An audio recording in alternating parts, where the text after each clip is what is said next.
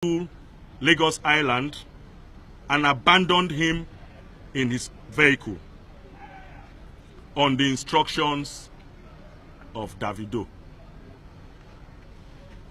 That the CCTV footage at General Hospital, Lagos, picked up the white escort vehicle and of course captured the entire activity. That the vehicle subsequently was recovered from Davido's residence at number 7 Awoshika Street, Lekki, Phase 1.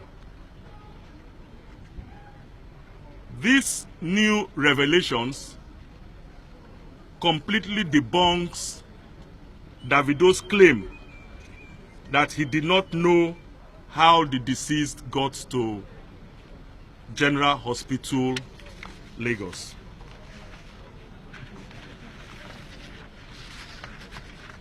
For this reason, I have instructed the DPO Lion Building and the investigating team to again invite Davido and question him in line with these new findings. It is our intention to know why the victim was taken to General Hospital, Lagos, dumped, and those who took him there fled the location without as much as notifying the hospital authorities or reporting to the police. That calls for questioning. As I speak to you, Davido has been reinvited for questioning and is currently with the DPO Lion Building and the investigating team. Autopsy has been conducted, and the preliminary interim autopsy report reveals that the victim died of asphyxia, which in layman's term means suffocation. At the end of this fresh round of investigation, I will again let Lagosians know of our findings. In a related incident, you will also recall that on the 7th of October 2017, at about 2000 hours, the Chief Security Officer, Banana Island, Ocean Parade, Ikoyi, informed the DPO that 2 persons named Olugbemiga Abiodun, male, of Flat Bill, Ocean Parade, Banana Island, Ikoyi, and Chime Amechina, male, of the same address, were found dead inside a BMW saloon car with registration number KJA 631AY, white in color, at an underground garage in the estate. The DPO Ikoyi and his investigating team rushed to the scene, and upon close examination of the victims, it was discovered that there were no visible marks of violence. However, a further search of the vehicle revealed some wrapped substances suspected to be hard drugs. The substances have been sent for analysis to determine what exactly they are, and the reports will soon be released. In addition, the autopsy report, the final autopsy report, is still being awaited. Preliminary autopsy has been carried out, but the pathologist reveals that there is need for additional confirmation before it comes out with the final autopsy, which will state very clearly the cause of death. These two cases are being brought out in the public domain because the police have realized that it is generating a lot of interest both in social media and other media outlets. And there is need for the police to keep members of the public abreast with investigation so that people don't jump into conclusion.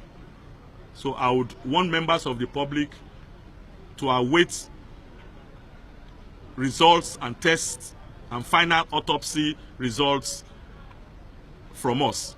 We will make it public as soon as it's ready. The command too, within this period under review, made a lot of arrests and recoveries. This is consequent upon sustained onslaught on criminals within and around Lagos and the deployment of additional personnel to tackle the menace of armed robbery, kidnapping, cults, related activities, and other forms of social vices in the command. This has paid off, and within this period, 40 notorious cultists, armed robbers who specialize in terrorizing Ijede, Ikorodu, Aja, Ekpe, Sangotedo, and other parts of Lagos were arrested. The suspects have confessed to the crime and will be arraigned in court when we have completed investigation. On the 8th of October 2017, based on intelligence gathered, a gang of armed robbers were intercepted while robbing innocent citizens at number 41 EDEGBE area of Ijede, Ikorodu axis.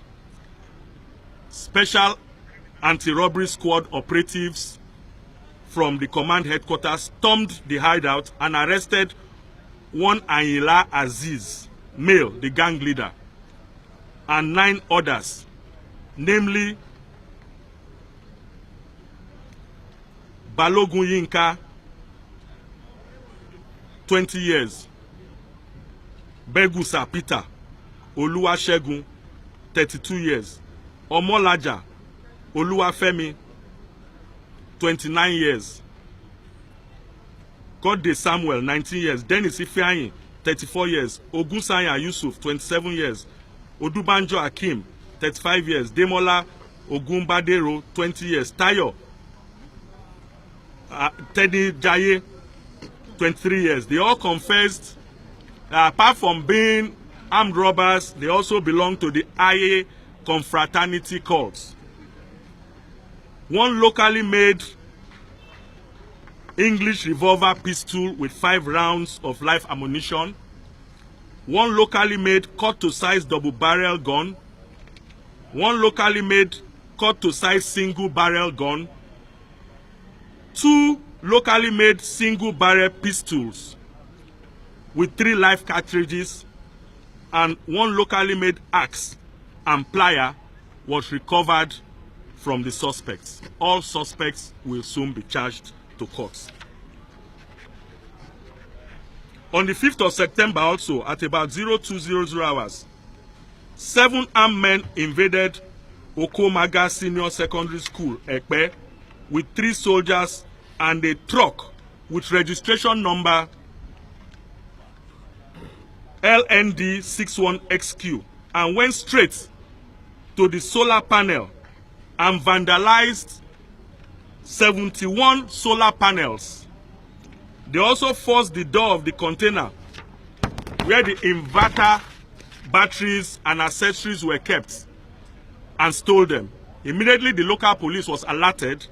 They mobilized to the scene, and 3 suspects, and all suspects were arrested. Amongst the suspects are 3 alleged serving soldiers.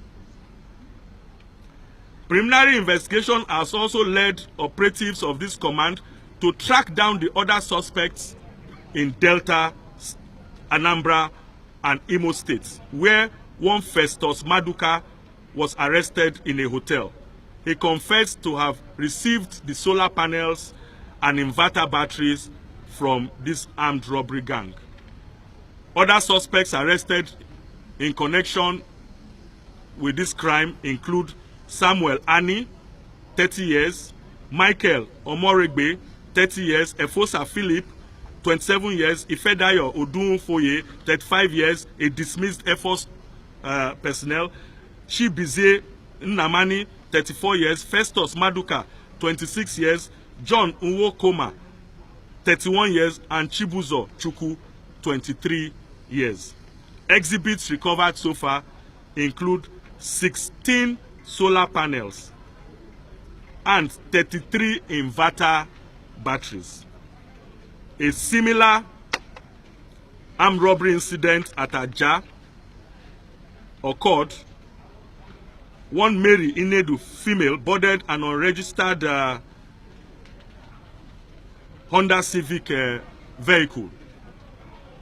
And of course, unknown to her, she was forcefully dispossessed of her Techno phones, Nokia phones, ATM cards, and other personal effects. Police commenced the investigation and have tracked down and arrested one Sunday Nwaba, who has been identified by the victim. This command once again appeals to the good people of Lagos State. First and foremost, for us to be vigilant, for us to work very closely with our local police in line with the principles of community policing and community safety partnership. When we see something, we must say something. Secondly, we must partner together to curb this scourge of drug abuse. We know that there's a very strong correlation between drug intake and crime. Secondly, we are also aware that our youths are taking to drugs at a disturbing rate. And those who are supposed to be role models are also involved in drug activities. We must join hands together to fight those selling drugs on our streets. Anybody who has information where you have any hidden container, hidden house, spots where any form of drugs are being sold, please report at the nearest police station. I can assure you as the Commissioner of Police Lagos State that we would raid that location, we will seize the drugs, and we will arrest those involved. You remember, you recall that during our last press conference, we raided Akala and we recovered hard drugs of a street value of over 20 million. This fight is not for the police alone. Having safe neighborhoods, having a safe city is a collective responsibility. You must partner with the police. And in partnering with the police, if there is any station or any police formation or patrol vehicle you get to that does not treat your reports with the seriousness it deserves, I have already put 10 numbers out in the public. Please call those 10 numbers. Action will be taken against those policemen. I thank you all for coming to this press briefing. And as the investigations unfold, we will let you know so you can inform members of the public. Thank you very much, and God bless you.